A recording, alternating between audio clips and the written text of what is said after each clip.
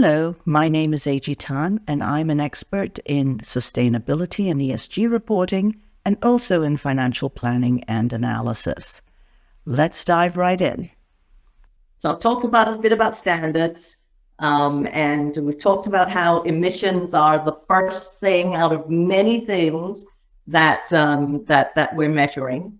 And so underpinning all of this is carbon. You've heard about carbon trading mechanisms and carbon taxes coming in Europe and so on. But here are the basics. So we talked earlier about scope 1, scope 2, and scope 3 carbon emissions. There are a lot of greenhouse gases. There are a lot of them. Greenhouse gases live up high in the atmosphere, and they basically contribute to warming the planet. But the Greenhouse Gas Protocol focuses on the 7 that are most impactful, right? And impactful isn't just volume. So carbon dioxide is the biggest in volume. And then some of the HFCs and PFCs over on the right-hand side, very, very small volume, but very potent, right? So if you take something like methane is 25 times more potent, if you will, than carbon dioxide, but there is a lot more carbon dioxide, right? And some of the guys over on the right can be something like 28,000 times more potent than CO2. So very, very small quantities have a huge, huge impact, right? Now, scope 1 is about emissions that you produce yourself. So you put gas in your car, you drive the car, those emissions are scope 1 emissions. They are direct emissions, right? Scope 2 emissions are basically your utilities. So they're indirect emissions from purchased energy. So you pay your electric bill for a certain amount of wattage, a certain amount of emissions was produced to provide you with that. That's your scope 2 emissions. And scope 1 and scope 2, a lot of companies have been reporting on those and have that, I think, in reasonably good shape. The one that's giving everyone heartburn is scope 3. So scope 3 is indirect emissions from up and down your value chain. And this can sound like a near impossible task, right? So scope 3 will include, let's say you are an auto manufacturer and you sell cars. All the emissions produced by all the cars that you sell are your scope 3 emissions, all right? Similarly, you're an automobile manufacturer and you buy steel. All the emissions produced in producing that steel are your scope 3 emissions that you have to report as your emissions. All right. So those emissions will be the scope 1 emissions of the steel manufacturer that you purchase from. One that kind of blows people's minds is that if you're a bank, there is a category called finance emissions. If you're a bank and you lend money to somebody who's going to build something that's going to produce emissions, your scope 3 emissions are the lifetime emissions to be produced as a result of the thing that they build with the money that you lend. That's scope 3 emissions, right? So collecting scope 3 emissions from people, companies that you have no control over is the one that's really, getting people kind of worried.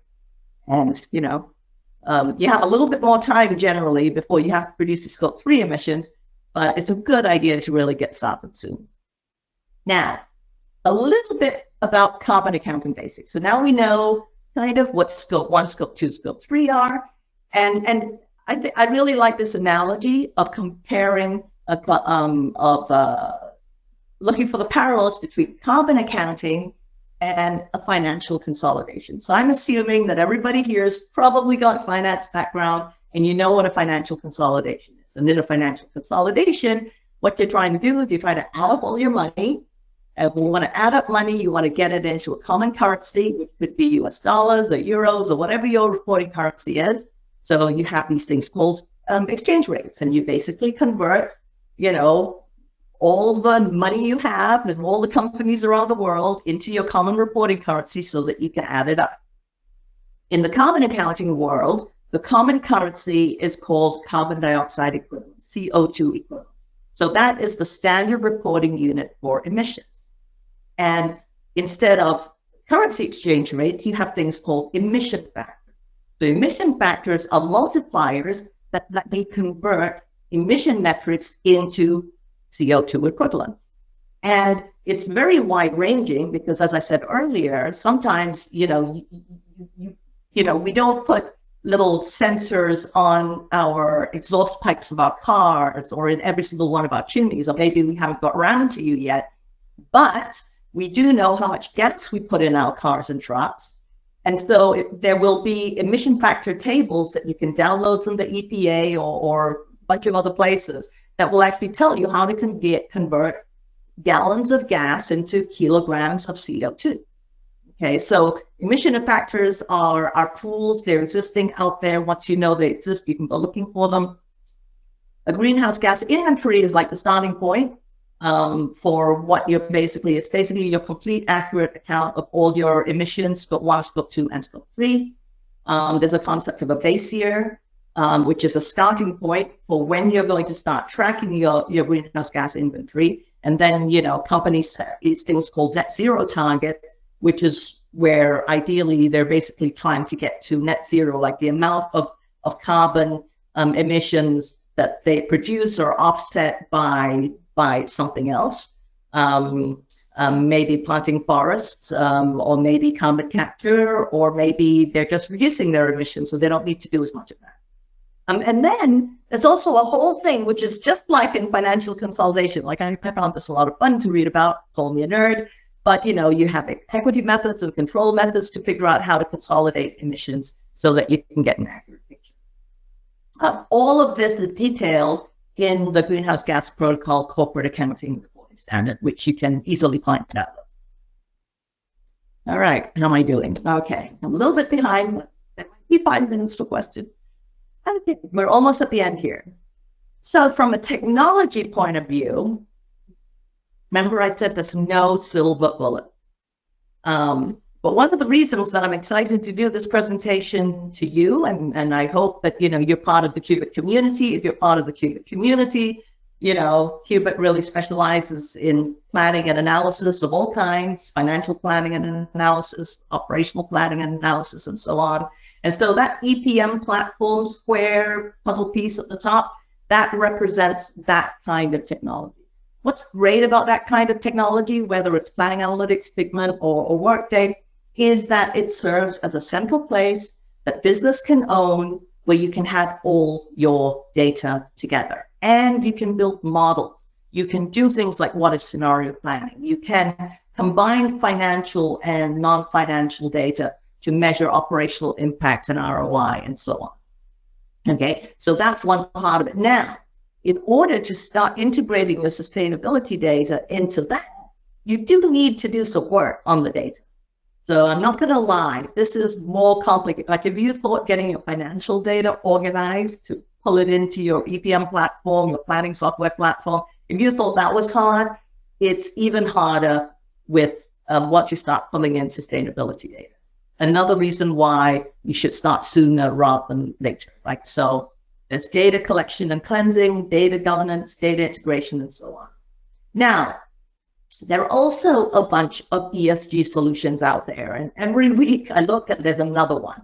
I mentioned IBM and Busy earlier, but there are a whole bunch of other ones out there, Sphera, and others, right?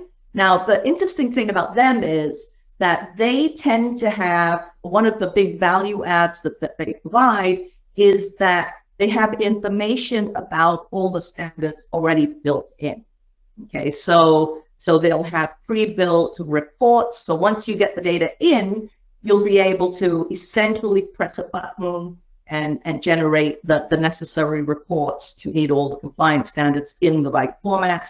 The ESG solutions often also have kind of GRC type capabilities as well, which is the ability to, GRC being, what's G? I can't remember, global risk and compliance. governance, risk and compliance, governance, risk and compliance solutions that allow you to attach all the documentation, which does become important, right? But one thing to understand about most ESG solutions is that that's where they're focused. They focus on the compliance piece. So the what if scenario analysis, the, integrating with your financials, sort of doing the more ad hoc things that we're used to doing in the finance world, they would typically not be as strong as that.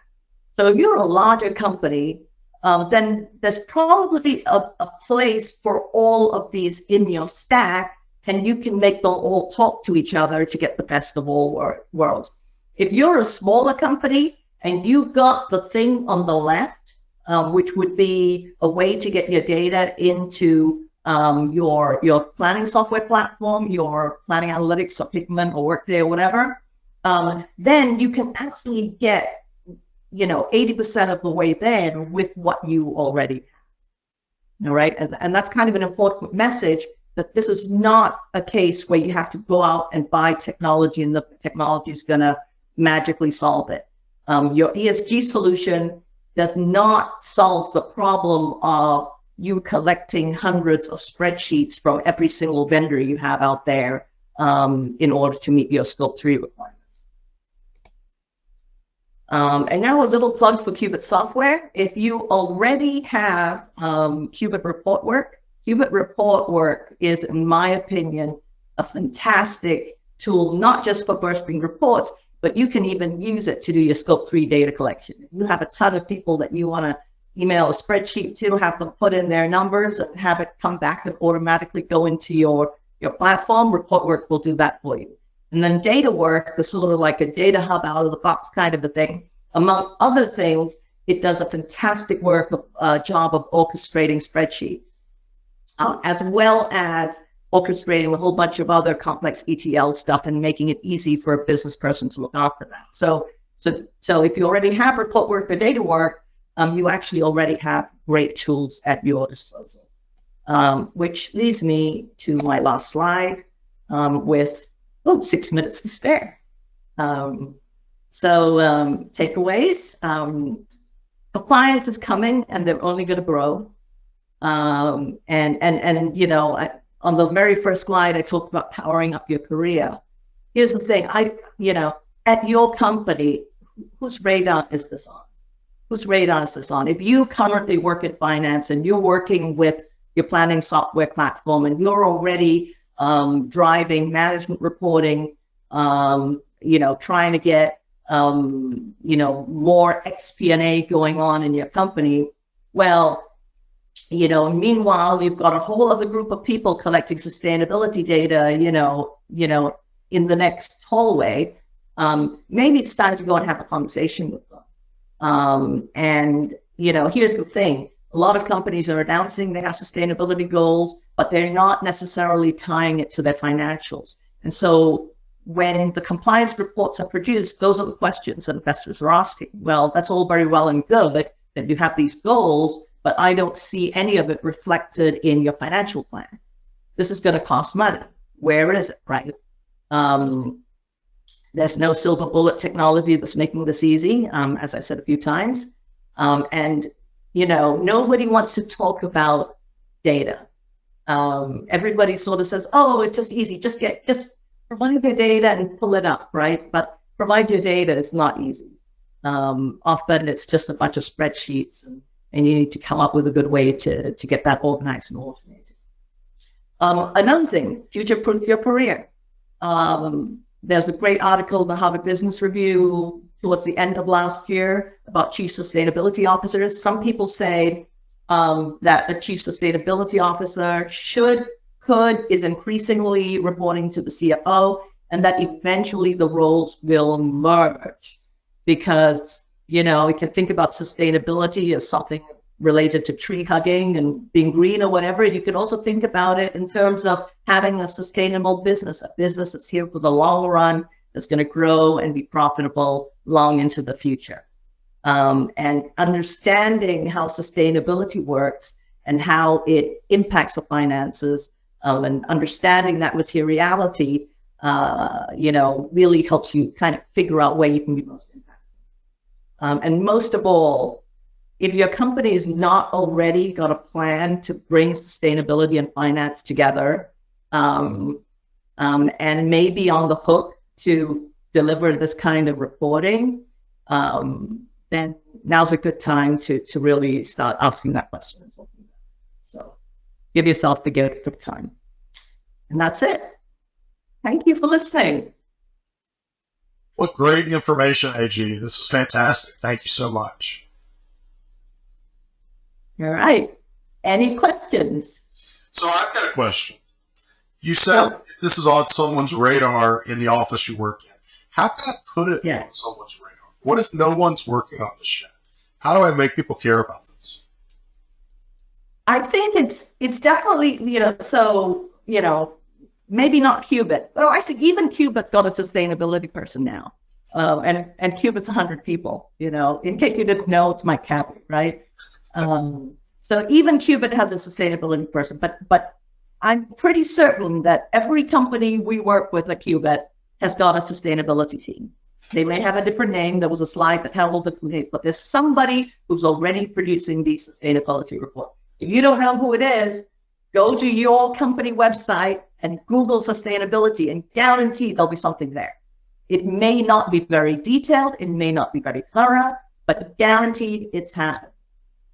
The question is, when I make that point about radar, is there somewhere higher up who is seeing both the risk and the reward of tying sustainability to finance? It's inevitable. It needs to happen. But if you're on the front lines of potentially having to support this, and your boss or your boss's boss is not really paying attention, then it might be worth just trying to bring it to their attention, right? Because if you don't, what's going to happen is October 2024 is going to roll around, and suddenly an email is going to come in, and somebody's going to say, I need some help with this. And then it's going to be a lot of late nights. So I think you want to avoid that. Get ahead of it is what you're saying. Yes. Yeah. Okay. Great. Great advice. Great advice. And if I wanted to learn more about Scope 3 requirements, where could I do that? Well, one place to start would be to just Google greenhouse gas protocol. I think it's ghgprotocol.org or something like that. And they really have, they're so readable. Like I actually enjoy reading these documents. So that's a really good place to start. They have a whole document about Scope 3 that they'll take you through it. And then, of course, reach out to me or Justin, agtan@qubit.com, jcroft@qubit.com. And there are a whole bunch of links in this PowerPoint. So happy to share it. And you can just click on the links and do some exploring. And obviously, this is just the starting point, but hopefully we gave you some structure, right? Because if you try to figure this out on your own, there's so much out there, it's hard to know where to start. So where I would start is Greenhouse Gas Protocol, GRI, TCFD, and then work down from there. Thank you, everyone. Thanks for coming. Bye-bye.